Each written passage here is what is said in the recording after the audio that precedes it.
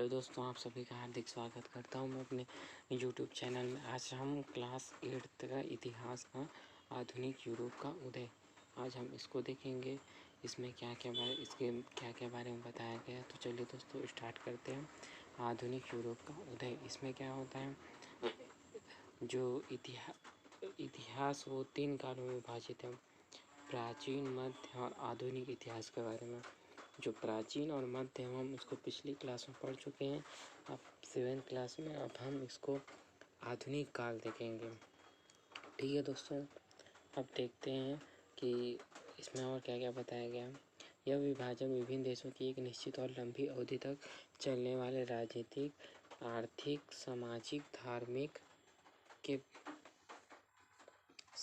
आर्थिक, धार्मिक और सांस्कृतिक ढांचे में शामिल हो रही नवीन प्रयुक्तियों के आधार पर किया गया है। प्राचीन एवं मध्यकालीन की चर्चा हम पिछले क्लास में कर चुके हैं। और आधुनिक में क्या होता है दोस्तों, आधुनिक में प्रमाणित होता है कि ये सही है। इसका जब सबूत मिलता है तभी हम उसको आधुनिक इतिहास कहते हैं। तो आधुनिक काल की विशेषताएं क्या क्या होती हैं। तर्क एवं बुद्धिवाद होती है।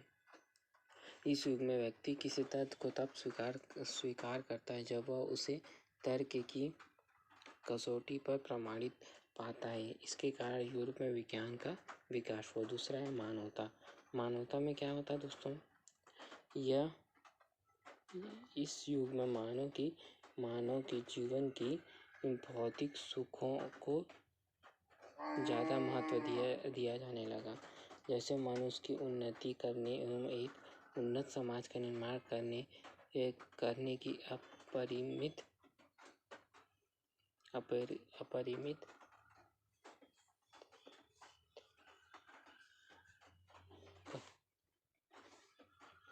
अपरिमित क्षमता है।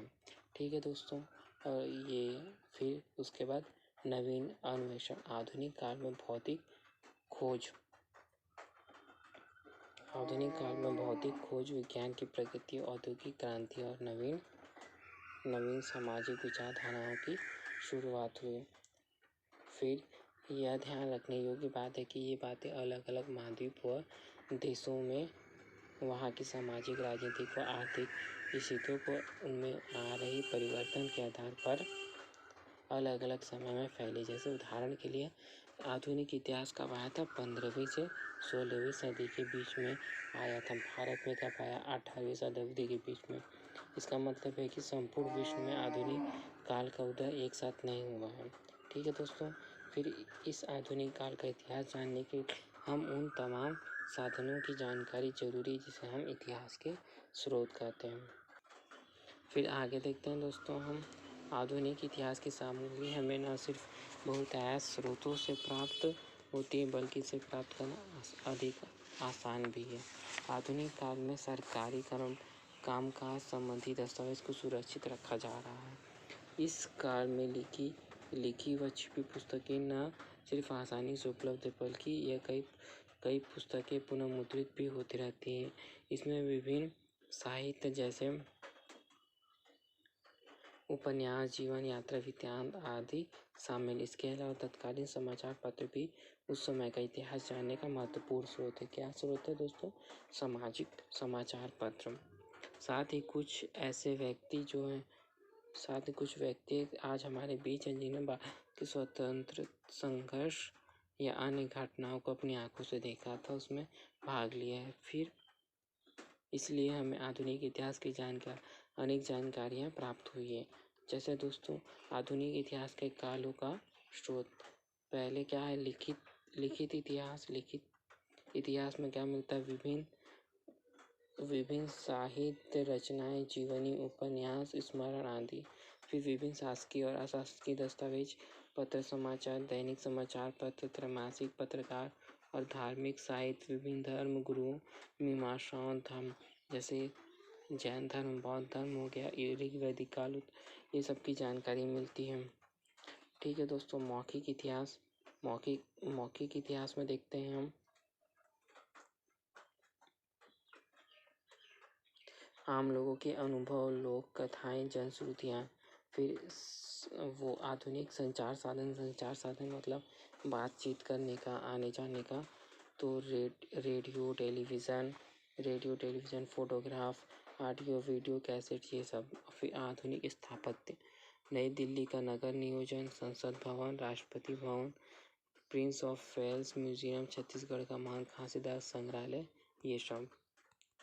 ठीक है दोस्तों, फिर उसके बाद देखते हैं इसके साथ ही हमें हमारे वर्तमान जीवन से जुड़ी प्रत्येक वस्तु और उपकरण भी आधुनिक इतिहास के महत्वपूर्ण स्रोत हैं। आप अपने आसपास की कुछ ऐसी चीज़ें, पुस्तक या इमारतें खोज सकते हैं आधुनिक इतिहास के बारे में। फिर हम देखते हैं कि 15वीं शताब्दी तक यूरोप के सामाजिक जीवन पर सामंतों तथा धर्म गुरुओं का वर्चस्व था। मतलब राजा निर्बल था और इनके शोषण और दमन से साधारण जनता त्रस्त थी। फिर ईसाइयों के सबसे धर्म गुरु पोप को ईश्वर का प्रतिनिधि माना जाता है, क्योंकि इसलिए ईश्वर और परलोक से जुड़ी बातें पर ज़्यादा महत्व दिया, मतलब अंधविश्वास ज़्यादा था। फिर 14वीं शताब्दी में ही यूरोप में इस मध्यकालीन ढांचे पर प्रहार किया जाने लगा। अब मानव के वर्तमान जीवन के दुख दर्दों पर ज़्यादा ध्यान दिया।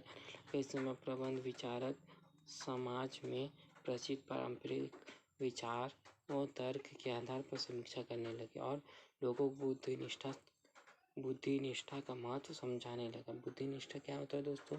मनुष्य की सोचने व तर्क की शक्ति पर विश्वास करना। मतलब जो मनुष्य सोच रहा है उसकी तर्क शक्ति पर विश्वास करना। तथ्यों की मतलब कौन सा तथ्य जो एकदम सही है, वो जो मैं बात बोल रहा हूँ वो सही है कि नहीं है, तथा स्वयं निर्णय लेना, उसको क्या बोलते हैं? बुद्धिमत्ता बोलते हैं। ठीक है दोस्तों, फिर लोगों को यह शिक्षा देने लगे कि विश्व को अपनी खुली आंखों से देखो और जो बुद्धि को स्वीकारो उसे ही मानो। मतलब हमें जो सही लगता है हम उस पर विश्वास करें, न कि किसी और पे। फिर देखते हैं यूरोप का पुनर्जागरण।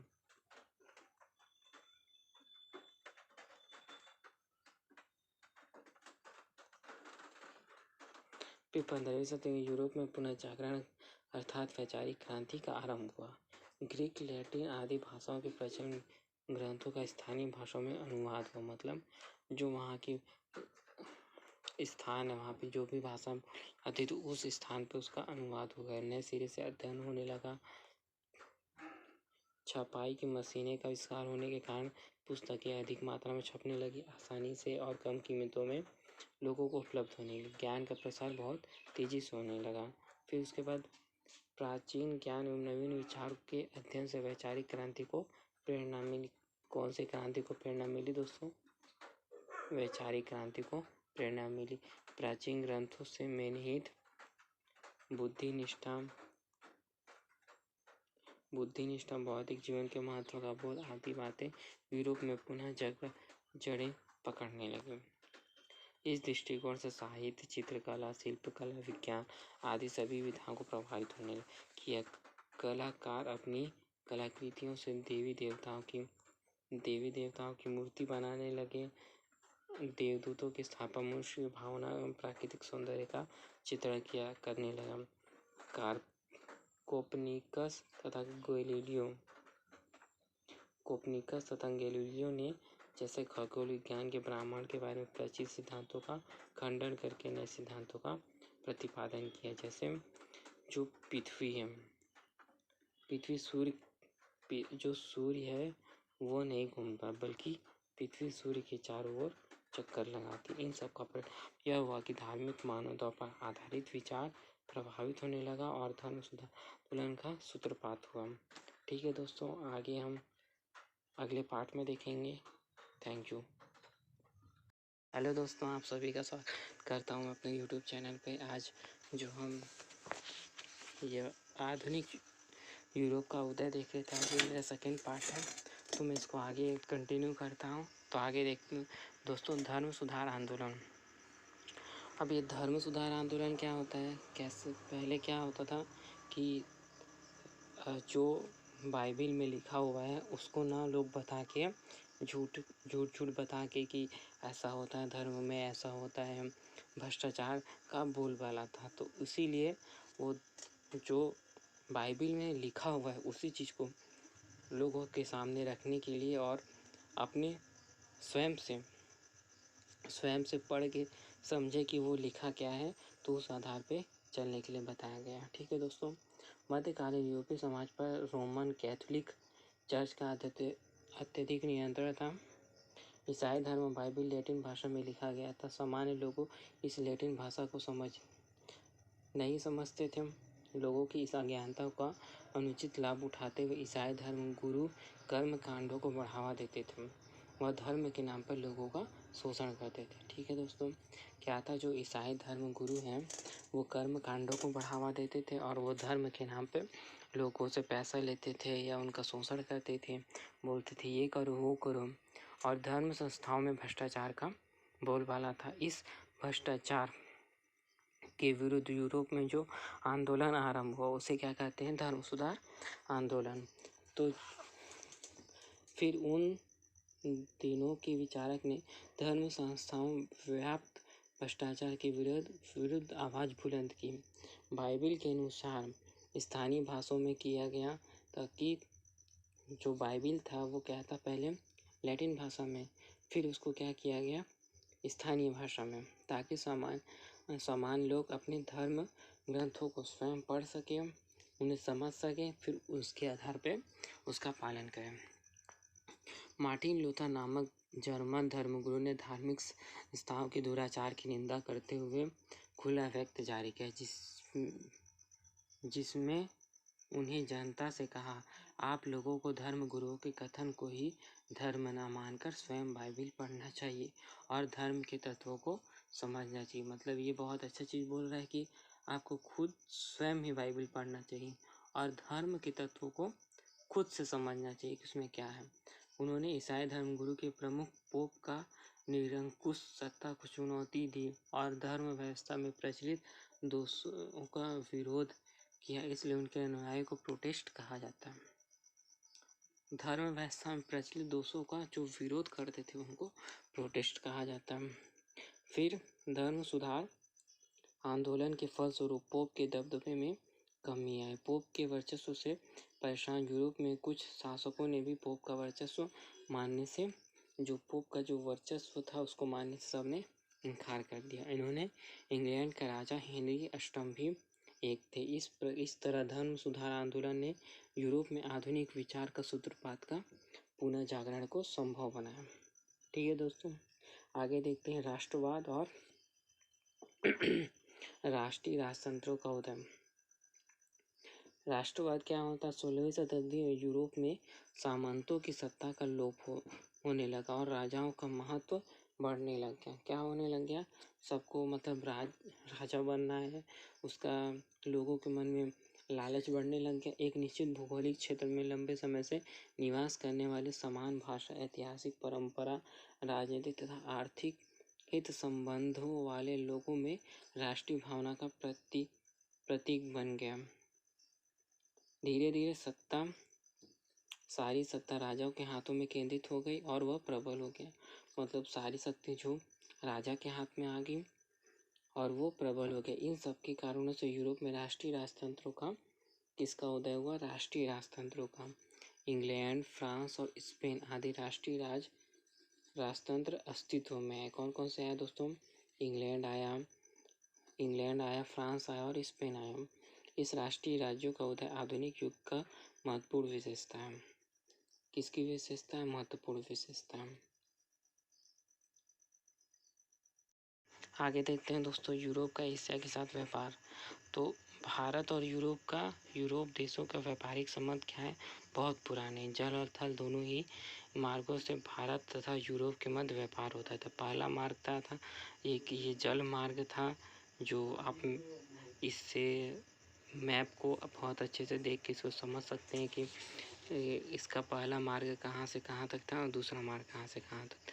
तो पहला मार्ग जो फारस की खाड़ी से जुड़ी समुद्री मार्ग था, जहाँ पे इराक, टर्की, वेनिस और इटली के साथ व्यापार होता था। और दूसरा मार्ग क्या था? मिस्र होकर यूरोप के लिए जाने वाला थल मार्ग था। थल मार्ग मतलब वो मरुस्थल आता है जो भूमि वाला मार्ग होता है, और जल मार्ग मतलब जो पानी वाला होता है। तो ये दो मार्ग से क्या होता था, यूरोप का एशिया के साथ व्यापार होता था। इसमें भारत भी शामिल था दोस्तों। आगे देखते हैं। इस प्रकार यूरोप के सभी क्षेत्रों में भारत की वस्तुओं के वितरण के लिए वेनिस और जिनेवा प्रमुख व्यापारिक केंद्र थे। यहाँ पे ये मैप, आप जो अच्छा वाला मैप होता है उसमें बड़े में आप उसमें अच्छे से देख सकते हैं, क्योंकि छोटे छोटे हैं तो इसमें आसानी से पता नहीं चलेगा। तो याद रखिएगा, वेनिस और जिनेवा प्रमुख व्यापारिक केंद्र थे। कहाँ थे? ये यूरोप में थे।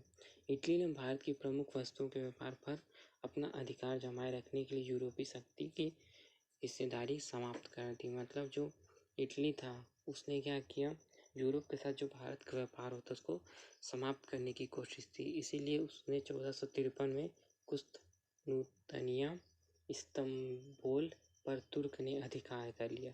अब जब तुर्क ने इस पे अधिकार कर लिया तो क्या हो गया, भारत और यूरोप के बीच जो थल मार्ग था वो बंद हो गया। फिर क्या हो गया, अब जब एक मार्ग बंद हुआ तो दूसरे मार्गों की क्या होगी, खोज होगी। तो फिर नए मार्गों की खोज की गई। जो इस्तंबुल नगर यूरोप एवं भारत के व्यापारिक मार्ग का मुख्य द्वार था। ठीक है दोस्तों, यूरोपीय व्यापारी को भारत पहुंचने के लिए एशिया के इस मार्ग से होकर गुजरना पड़ता था।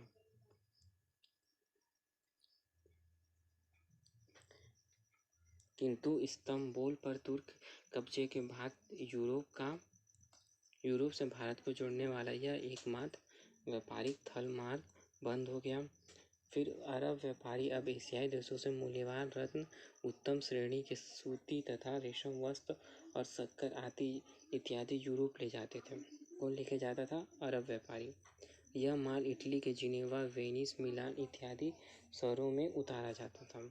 अब क्या हो गया, जो सामान डायरेक्ट उनके पास पहुंचता था यूरोप के पास, अब वो क्या हो गया, धीरे धीरे धीरे एक से दूसरे से तीसरे इस तरह से जाने लग गया। तो इसमें क्या हो गया, वो उसमें चुंगी लेते थे, पैसा ज़्यादा लगता था, और वहाँ मार्केट में पहुँचते पहुँचते वो उसकी कीमत बहुत बढ़ जाती थी। अब क्या, इस वस्तु की मांग बहुत ज़्यादा थी, लेकिन अब उनको बहुत ज़्यादा पैसा देना पड़ता था। लेकिन व्यापारी अब अरब के व्यापारियों को हटाकर भारत से सीधा व्यापार करना चाहते। तो दोस्तों, अगर भारत से सीधा व्यापार हम लोग करेंगे तो वो वस्तुएं कम मूल्य पे उन्हें ज़्यादा से ज़्यादा मिल पाएगी। इसलिए वो चाहते थे कि वो भारत के साथ सीधा व्यापार करें। तो फिर उन्होंने नए रास्ते की खोज करी। तो इसको फिर आगे देखते हैं, उन्होंने नए व्यापारिक मार्गों की खोज करना आरंभ कर दिया। इस कारण यूरोप के कई महत्वाकांक्षी शासकों एवं ज्ञानियों ने भी उनके पर्याप्त सहयोग प्रदान किया। कुतुबनुमा एक क्या था, एक यंत्र था जिससे ये पता लगाया जा सकता है कि कौन सी दिशा कहाँ पे है, कौन सी दिशा कहाँ पे, जैसे उत्तर, दक्षिण, पूर्व, पश्चिम। और फिर नाविकों ने कुतुबनुमा की सहायता से लंबी लंबी समुद्र यात्राएं प्रारंभ की। भारत की खोज इटली के नाविक कोलंबस ने यूरोप से अमेरिका पहुंचने वाला समुद्री मार्ग की खोज की। फिर तथा पुर्तगाली नाविक वास्को डी गामा ने अपनी लंबी जल यात्रा के दौरान अफ्रीका के दक्षिणी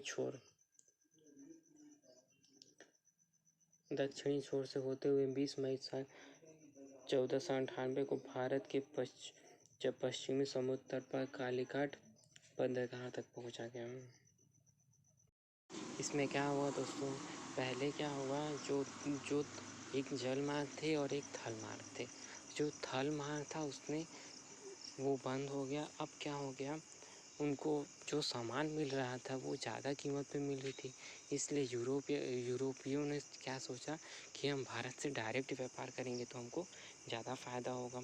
तो इसलिए फिर उन्होंने नए नए मार्गों की खोज करने की कोशिश की। तो इसमें क्या हो गया, राजा महाराजा जितने भी लोग थे वो उनकी जो मतलब समुद्र के रास्ते से जो भी जाने की कोशिश करते थे उनकी मदद करते थे, उनकी सहायता करते थे। तो फिर भारत की खोज के लिए इटली के नाविक कोलंबस ने यूरोप से अमेरिका पहुंचने वाले समुद्री मार्ग की खोज की तथा पुर्तगाली नाविक वास्को डी गामा अपनी लंबी जल यात्रा के दौरान अफ्रीका के दक्षिणी छोर से होते हुए 20 मई 1498 को भारत के पश्चिमी समुद्र तट पर कालीकट केरल बंदरगाह पे पहुंची। जो ये बंदरगाह है ये बहुत पुरानी है और आज भी ये बंदरगाह से व्यापार होता है। अब क्या हो गया दोस्तों, जो नया व्यापारिक स्पर्धा आ गई कि हम पहले खोजेंगे तो इस नए भूभाग का पता लगते ही पुर्तगाली एवं अन्य यूरोपीय व्यापारी वहां आने लगे। उससे उन्हें भारी लाभ होने लगा। 16वीं सदी में इंग्लैंड, फ्रांस, हॉलैंड भी इस स्पर्धा में उतर गए। देखो अब पहले क्या था, यूरोप था, तो फिर उसके बाद पुर्तगाली आ गए, फिर इंग्लैंड आ गया, फ्रांस आ गया, हॉलैंड आ गया।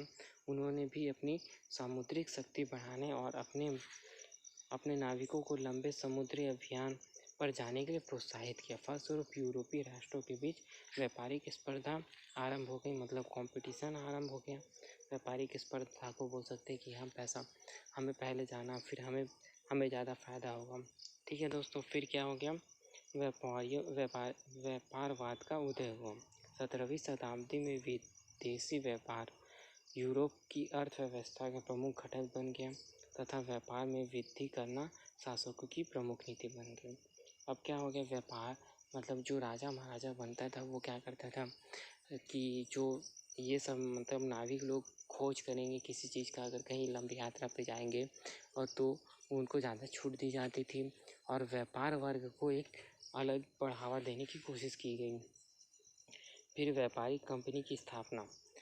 व्यापारियों को विदेशी व्यापार से अपार लाभ होते थे, मगर इसमें उनकी कठिनाइयों और खतरे भी कम नहीं थे। मतलब जैसे समुद्र मार्ग में जाएंगे तो लहरें वहरें सब, ये जो जहाज के डूबने का, मरने का, ये सब बहुत खतरा हुआ करता था। इन कठिनाइयों से बचने के लिए व्यापारी कारीगरों को काम देने, तैयार माल इकट्ठा करने, माल का भंडारण करने और जैसे अनेक कामों को सामूहिक रूप से करने लगे। पहले क्या होता था, सब अपने घर घर में करते थे, तो अब क्या हो गया कि मतलब एक जगह इकट्ठा हो गया, 4, 5, 10, 15, 20 इस सब का समूह में मदद करके तैयार करते थे। इस प्रकार व्यापारिक कंपनी की स्थापना आरंभ हुई। 17वीं आरंभ में व्यापार के लिए भारत आई ब्रिटिश ईस्ट इंडिया कंपनी भी लंदन के कुछ व्यापारिक साथ मिलकर स्थापित की गई। हॉलैंड, फ्रांस आदि यूरोपीय देशों में भी इस प्रकार के व्यापारिक कंपनी की स्थापना हुई। यूरोप में व्यापार वृद्धि के परिणाम। यूरोप में व्यापार में हुई तीव्र वृद्धि के परिणाम स्वरूप वहाँ के सामाजिक, आर्थिक, राजनीतिक जीवन में अनेक परिवर्तन हुए जो निम्नलिखित हैं। अब क्या क्या परिवर्तन हुए देखते हैं दोस्तों। आर्थिक परिवर्तन क्या होता है, यूरोपीय अर्थव्यवस्था में व्यापार तथा उद्योगों का महत्व बढ़ने लगा।